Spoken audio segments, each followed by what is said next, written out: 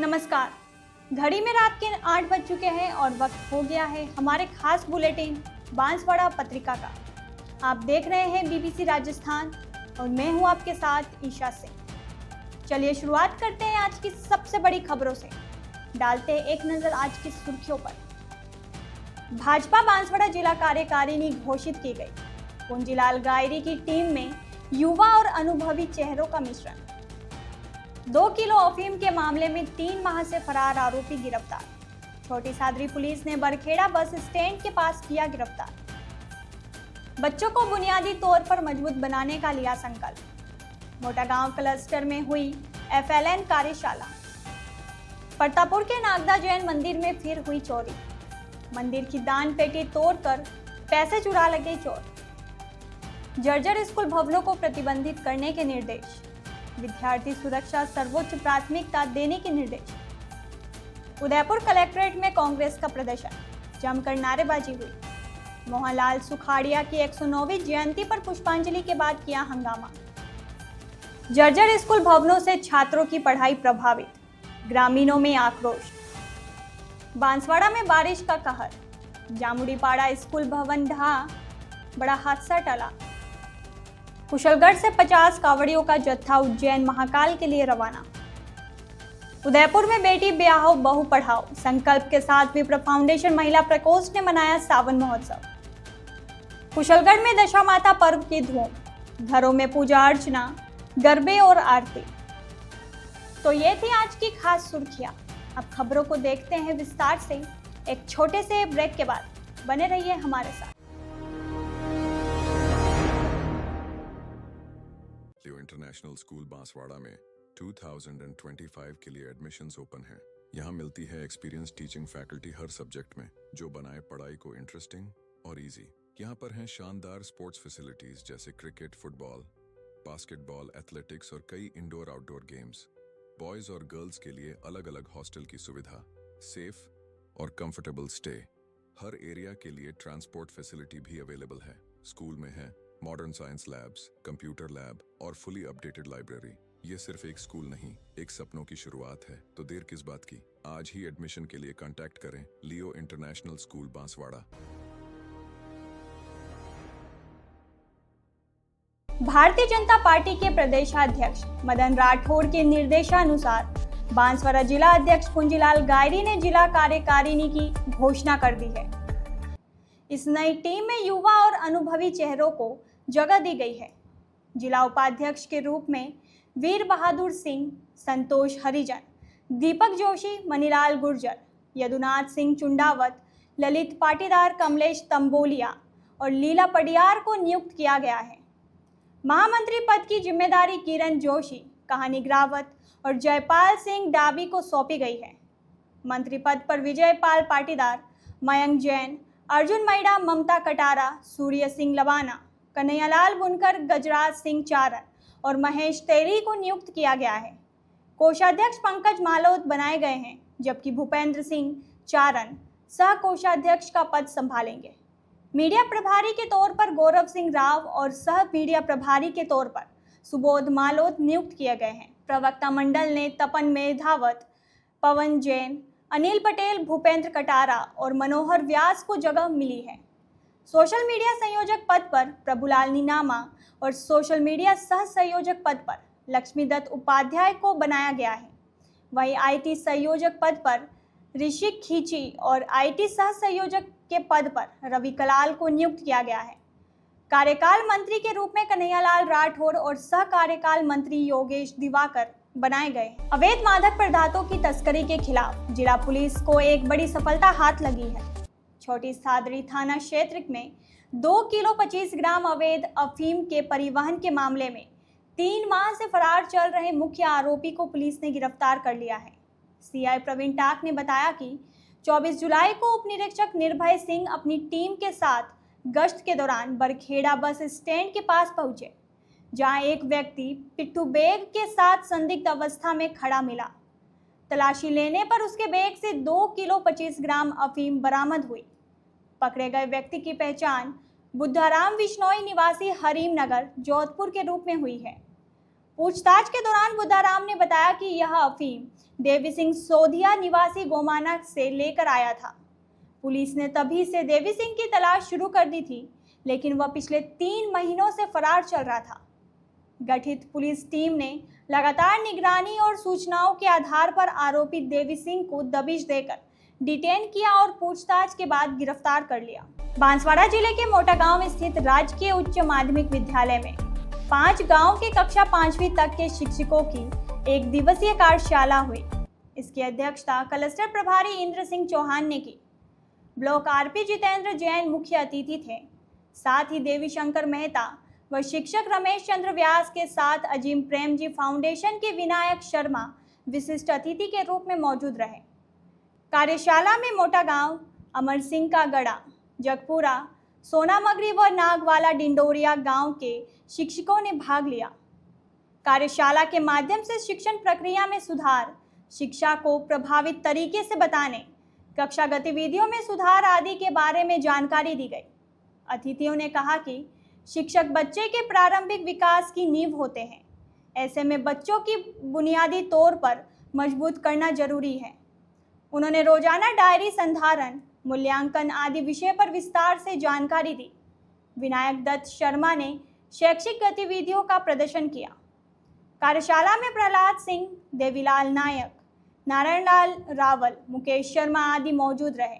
अंत में राहुल पंड्या ने आभार व्यक्त किया। बांसवाड़ा जिले के परतापुर में इन दिनों चोरों के हौसले बुलंद नजर आ रहे हैं। पिछले 5 दिन के अंदर एक ही मंदिर में 2 बार चोरी हो चुकी है।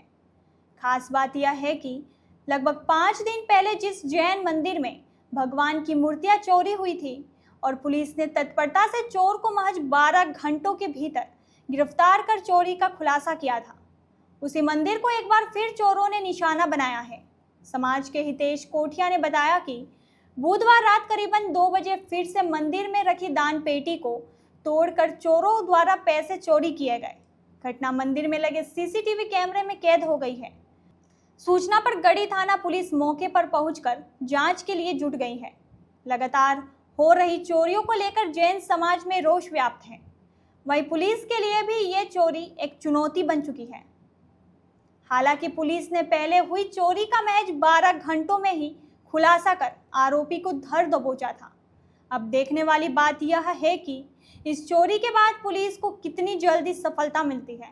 घाटोल के मुख्य ब्लॉक शिक्षा अधिकारी केशव चंद्र बामनिया ने गुरुवार को राजकीय उच्च माध्यमिक विद्यालय अमरथुन के आकस्मिक निरीक्षण के दौरान जर्जर शाला भवनों को तुरंत प्रतिबंधित कर विद्यार्थियों के लिए वर्जित करने के निर्देश दिए। उन्होंने स्पष्ट किया कि ऐसे भवनों को ताला लगाकर फेंसिंग की जाए और वर्जित क्षेत्र का बोर्ड लगाया जाए।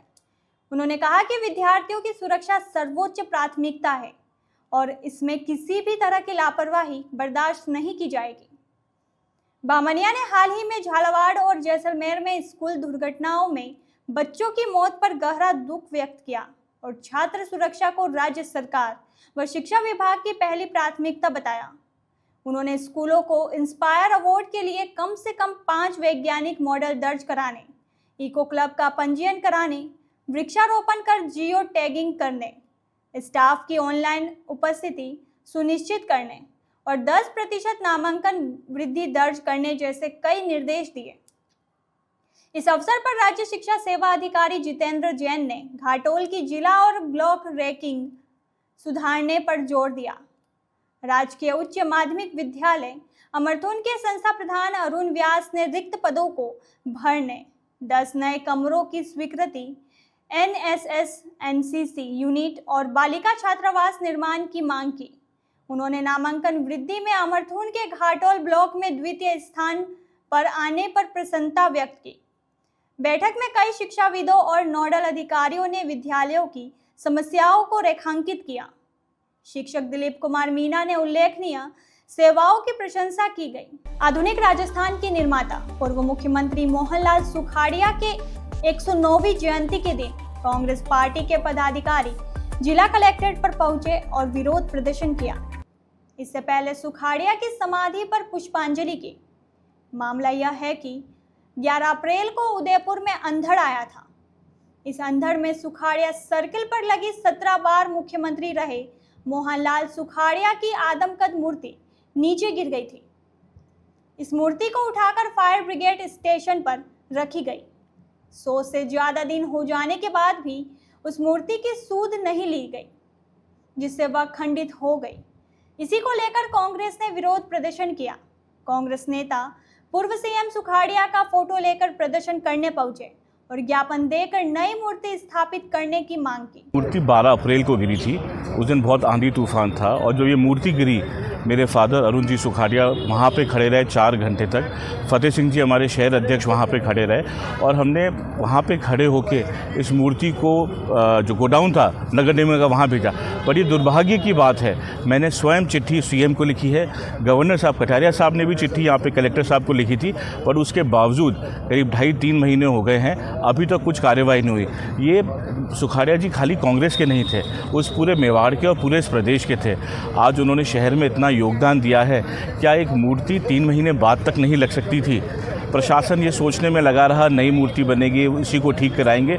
जो भी करना था उसको आज इस जयंती तक के इंतज़ार क्यों करना पड़ा कि जयंती आए और फिर ये मुद्दा उठे?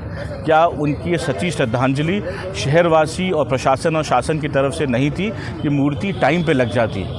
मैं तो अभी भी कहूँगा प्रशासन से और शासन से टाइमली इसको लगा दें कि 6 महीने बाद भी अगर इस तरह की स्थिति चल रही है, 6 महीने बाद 2 फरवरी आ जाएगा, 2 फरवरी की उनकी पुण्यतिथि है, क्या तब तक हमें फिर आंदोलन करना पड़ेगा?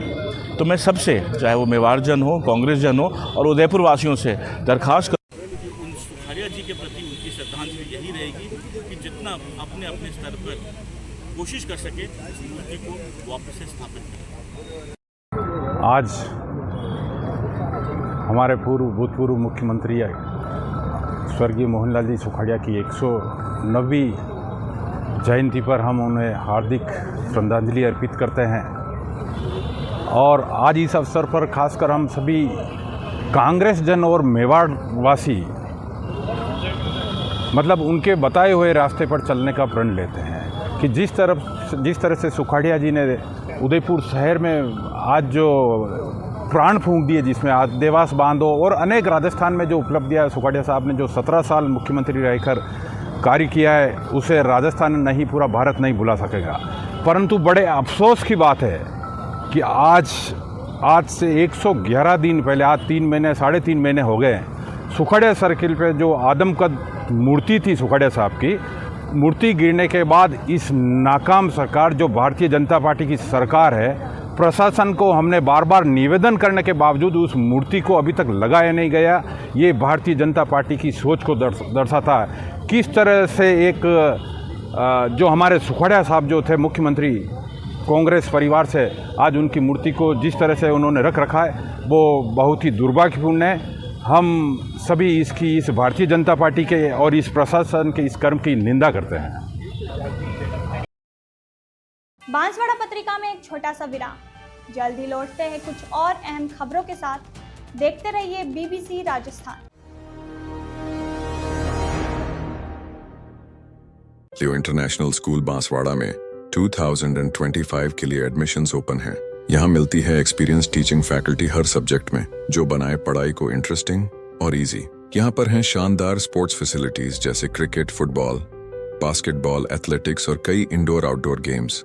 बॉयज और गर्ल्स के लिए अलग अलग हॉस्टल की सुविधा, सेफ और कंफर्टेबल स्टे।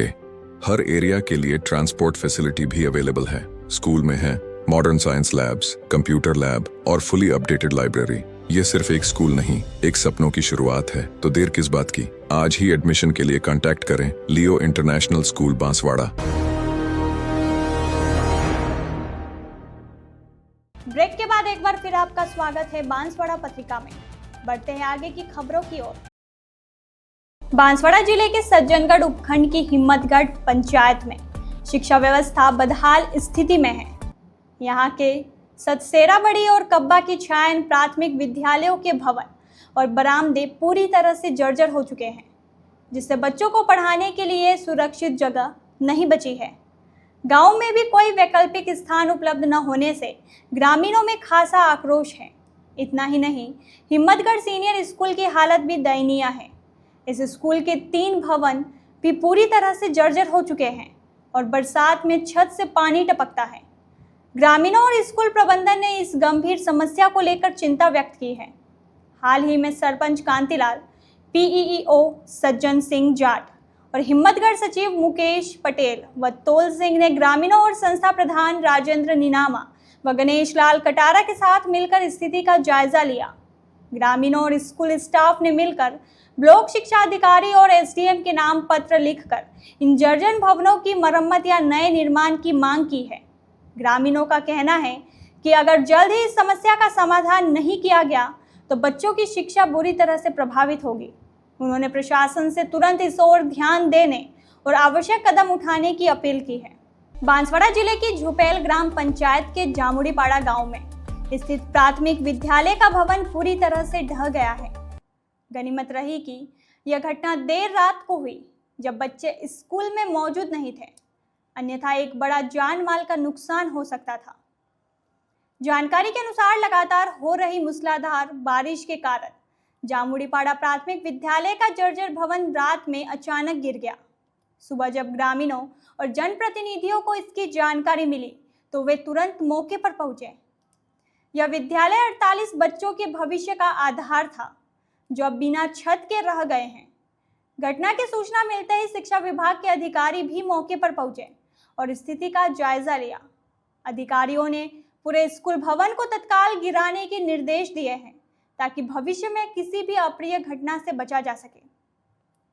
बच्चों की पढ़ाई बाधित न हो, इसके लिए प्रशासन ने तुरंत वैकल्पिक व्यवस्था की है। अब जामुड़ीपाड़ा प्राथमिक विद्यालय की कक्षाएं पास में स्थित आंगनवाड़ी केंद्र में संचालित की जाएगी। इस कदम से बच्चों की शिक्षा जारी रह पाएगी। हालांकि उन्होंने सुविधाओं में कुछ कमी का सामना करना पड़ सकता है। स्थानीय ग्रामीणों ने बताया कि स्कूल भवन काफी समय से जर्जर हालत में था और उन्होंने इसकी मरम्मत के लिए कई बार प्रशासन से गुहार भी लगाई थी, लेकिन कोई सुनवाई नहीं हुई। भविष्य में बच्चे अब कहाँ पढ़ेंगे, ये भी सवाल खड़ा हो गया है। अभी देख सकते हैं हम मेरे साथ पूरा जो भवन है, जो ये तकरीबन अभी 20 साल पहले ही बना ऐसा मालूम हुआ है और ये पूरा भवन गिर चुका है और अभी हालात ऐसे नहीं है कि यहाँ पर पढ़ाई की जा सके। यहाँ पर कई बच्चे या गांव के बच्चे पढ़ने के लिए आते हैं और भवन ये पूरी तरह टूट चुका है और गिर चुका है। हमारे साथ में इस गांव के जो मेंबर हैं वो मौजूद हैं, उनसे पूछते हैं कि आपका नाम क्या है? सुखलाल जी। शुक्ला जी, ये बिल्डिंग कैसे गिरी, क्या हुआ? सर ये बारिश के कारण से ये पहले से ढह गई है। हाँ। बारिश के वजह से सर हाँ, पुराने हो गई थी। अच्छा। जी सर। गांव का नाम क्या है?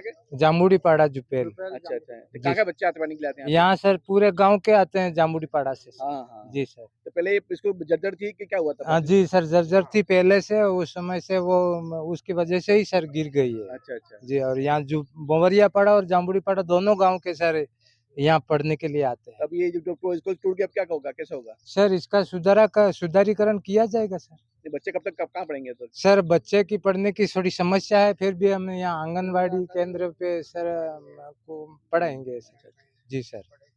तो हमारे साथ में और ग्रामीण मौजूद है, उनसे पूछते हैं कि आप नाम क्या काका?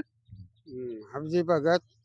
भगत जी, ये जो स्कूल पड़ गया अभी बच्चों का क्या होगा पढ़ाई का? बच्चे को सब व्यवस्था करनी पड़ेगा अभी। हाँ हाँ व्यवस्था करनी पड़े, स्कूल लड़कों को पढ़ाना पड़ेगा, हाँ हाँ।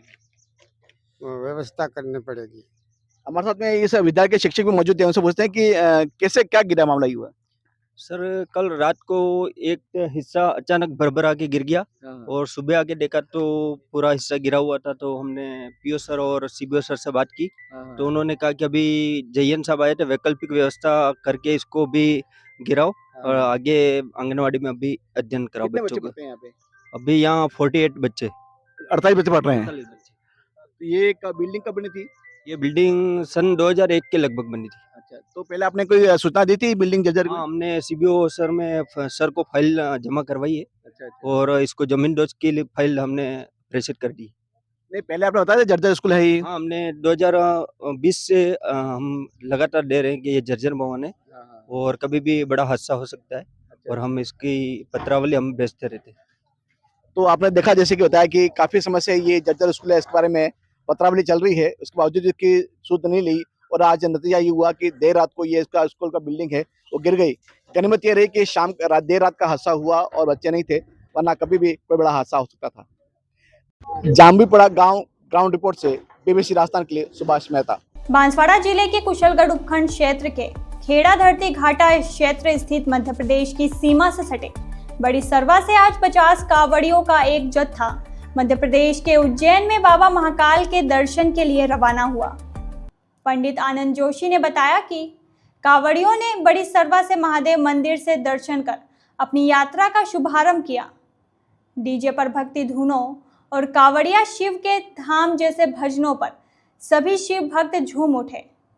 यह पैदल कांवड़ यात्रा सोमवार को उज्जैन पहुंचेगी, जहां सभी कांवड़ियाएं भगवान शिव को पवित्र जल अर्पित करेंगे। विप्र फाउंडेशन महिला प्रकोष्ठ उदयपुर ने बोहरा गणेश जी स्थित गणपति वाटिका में धूमधाम से सावन महोत्सव का आयोजन किया।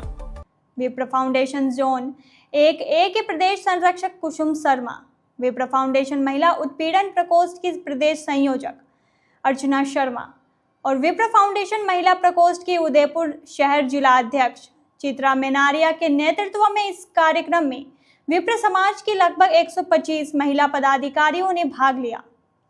महोत्सव में गीत, नृत्य और पारंपरिक वेशभूषा प्रतियोगिता आयोजित की गई, जिसमें टीना पालीवाल और मिताली भट्ट ने नृत्य व पारंपरिक वेशभूषा प्रतियोगिता में प्रथम स्थान प्राप्त किया। इस अवसर पर समाज में विवाह संबंधित विषमताओं को दूर करने के लिए बेटी ब्याह बहु पढ़ाओ का संकल्प लिया गया। सभी सदस्यों ने अपनी बेटियों की समय पर शादी करने और उन्हें ससुराल में भी शिक्षा जारी रखने का अवसर देने का संकल्प लिया। साथ ही बहुओं को बेटी की तरह मानकर उनकी शिक्षा पूरी कराने का भी प्रण लिया गया, ताकि विवाह में देरी से उत्पन्न होने वाली सामाजिक समस्याओं को दूर किया जा सके। कार्यक्रम का संचालन भावना व्यास ने किया और अर्चना शर्मा ने सभी का धन्यवाद ज्ञापित किया। कुशलगढ़ में इन दिनों दशा माता के पावन पर्व की धूम मची हुई है। घरों घरों में महिलाएं श्रद्धा भाव से दशा माता की पूजा अर्चना कर रही है।